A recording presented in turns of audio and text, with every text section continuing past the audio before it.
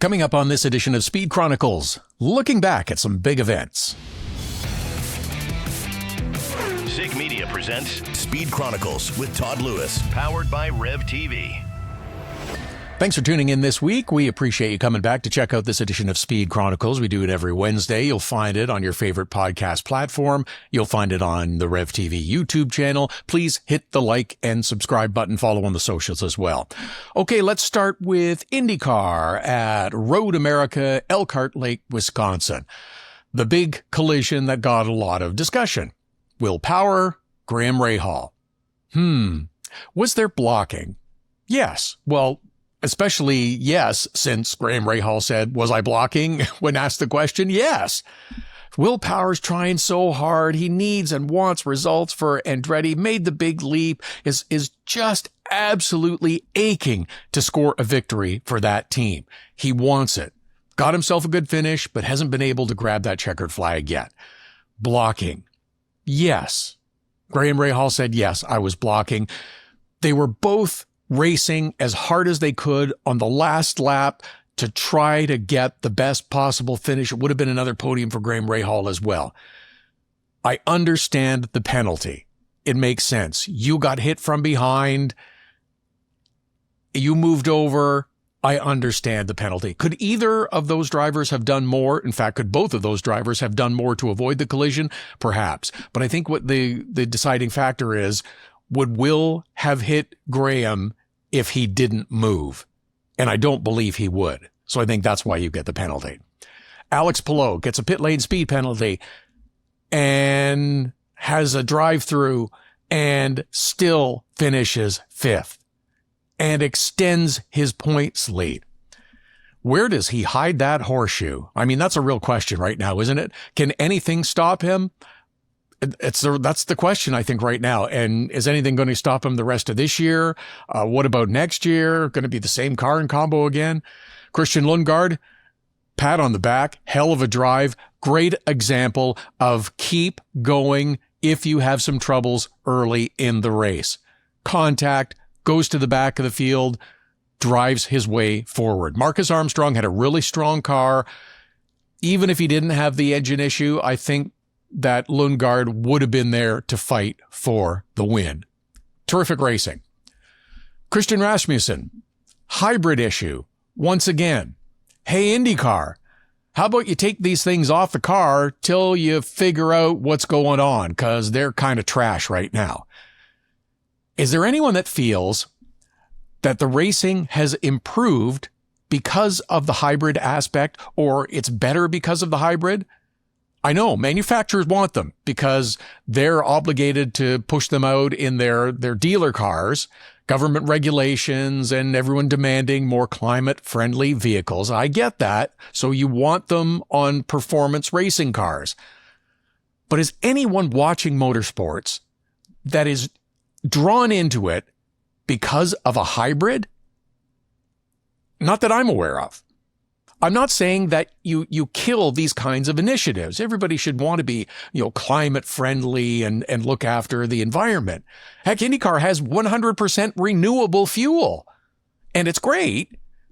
But if you're going to impose hybrids and this kind of program, they should in some way enhance the product.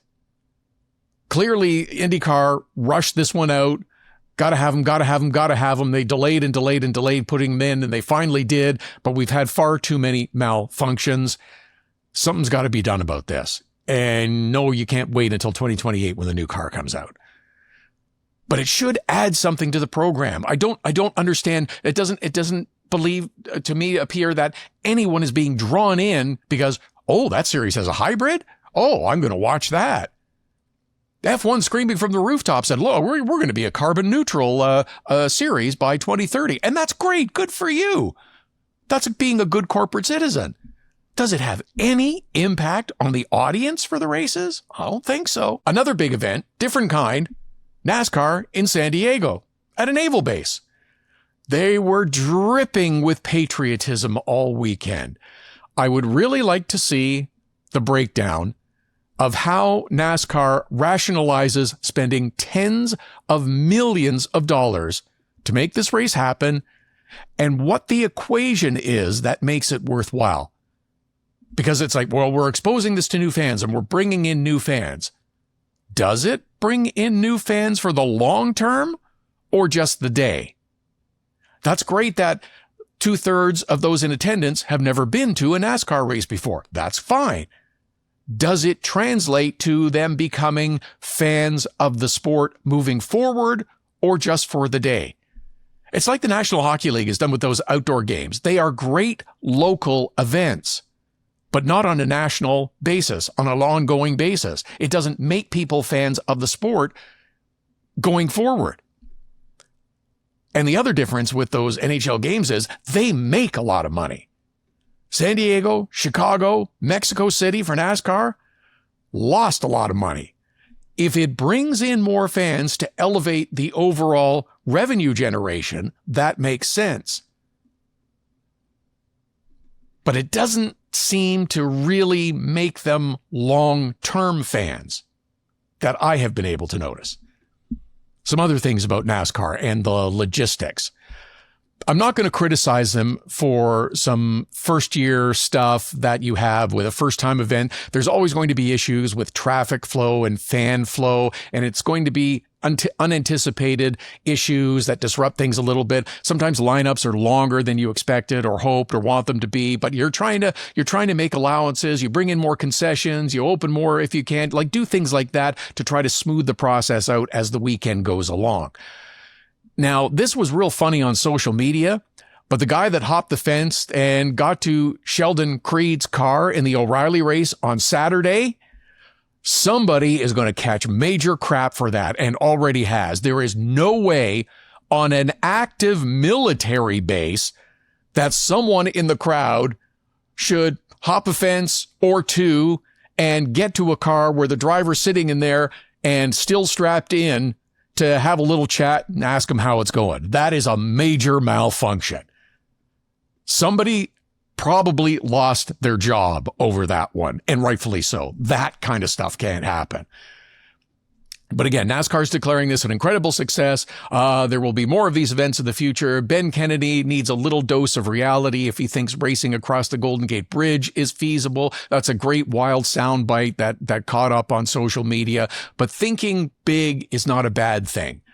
But actually assessing the cost of setting up, running one of these events, bringing in fans. Are they fans for the day or are they fans for the long term? That's the real question. That's what NASCAR needs.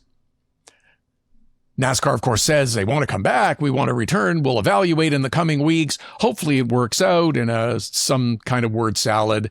It's keeping their options open. They don't want to jump in and say, oh gosh, yes, of course we want to come back, because it takes away their negotiating power, puts them in a less than ideal footing for that. I guess if you want to come back, but maybe not spend quite as much money, you sell a lot of merchandise. There's a lot of people that have never been to a NASCAR race before. And does it make them want to go to another race? Or does it make them want to tune in on a more regular basis? Are they going to follow teams closer? Are they going to actively participate?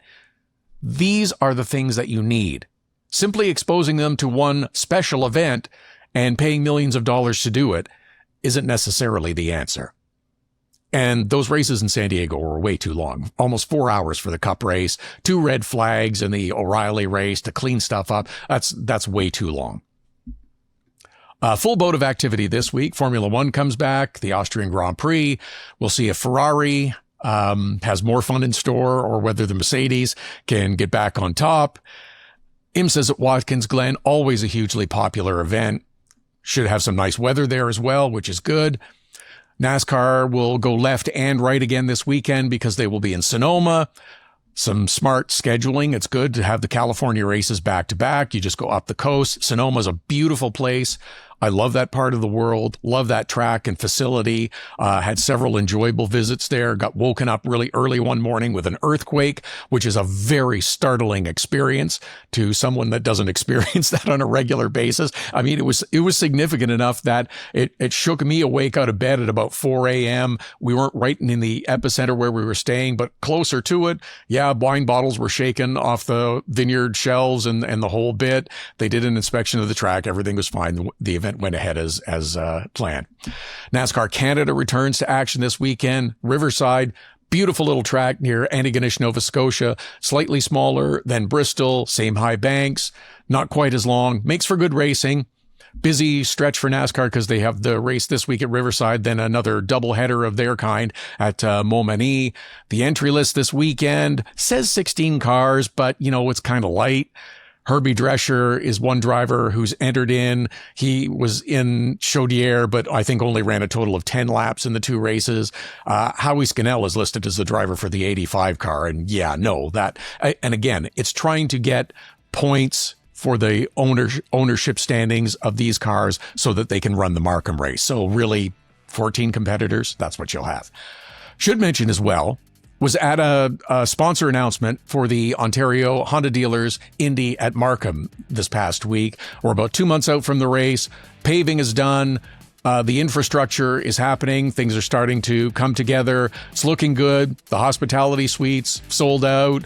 Ticket renewals have been excellent, I am told. So there's a lot of excitement for the event. I'm really interested and curious to see how this all comes together and getting excited for it later on in the summer. So busy weekend, lots of racing. Looking forward to enjoying it and seeing what kind of stories develop from that. Have a great weekend of racing. Again, please hit the like and subscribe button. We'll do another edition of Speed Chronicles next Wednesday.